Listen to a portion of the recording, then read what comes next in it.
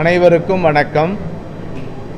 அன்புக்குரியவர்களே, பெசன்ட் நகர் அன்னை வேளாங்கண்ணி திருத்தலம் 52வது ஆண்டு பெருவிழாவை கொண்டாடவிருக்கிறது.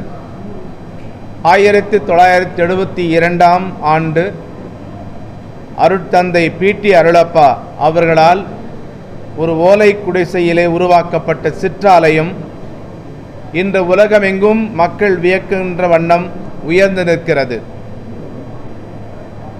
சென்னை பெசன்ட் நகர் அன்னை வேளாங்கண்ணி திருத்தலத்தின் 52வது ஆண்டு திருவிழா வருகிற வியாழக்கிழமை ஆகஸ்ட் மாதம் 29ஆம் நாள் மாலை 5:45 மணிக்கு அன்னையின் திருவுருவம் தாங்கிய 12 அடி நீளமுள்ள திருக்கொடியானது பவனியாக கொண்டு வரப்பட்டு அர்ச்சிக்கப்பட்ட பின் திருத்தல வளாகத்தில் அமைந்துள்ள 75 அடி உயர கொடிக்கம்பத்தில் சென்னை மயிலை உயர்மறை மாவட்ட பேராயர் மேதகு டாக்டர் ஜார்ஜ் அந்தோனிசாமி அவர்களால் ஏற்றி வைக்கப்படும். ஒவ்வொரு ஆண்டும் ஒரு சிறப்பு கருத்தோடு இந்த திருவிழா நாட்கள் கொண்டாடப்பட்டு வருகின்றன. இந்த ஆண்டு இயேசு கற்றுத்தந்த ஜெபத்தின் அடிப்படையிலே ஜெபத்தை பற்றி பல்வேறு மறையுரைகளை ஆற்றவிருக்கிறார்கள்.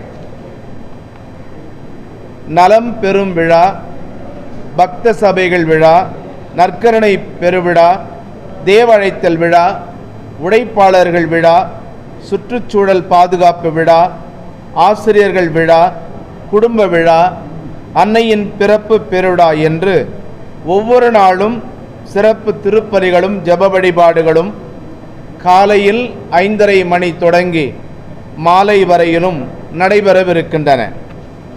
செப்டம்பர் மாதம் 7ஆம் நாள் மாலை 5:30 மணிக்கு சென்னை மயிலை உயர்மறை மாவட்ட பேராயர் மேதகு டாக்டர் ஜார்ஜ் அந்தோனிசாமி அவர்களின் தலைமையில் பல்வேறு குருக்களோடு இணைந்து திருப்பலியும் அதனைத் தொடர்ந்து ஆரோக்கிய அன்னையின் ஆடம்பர தேர்பவனியும் நடைபெறும்.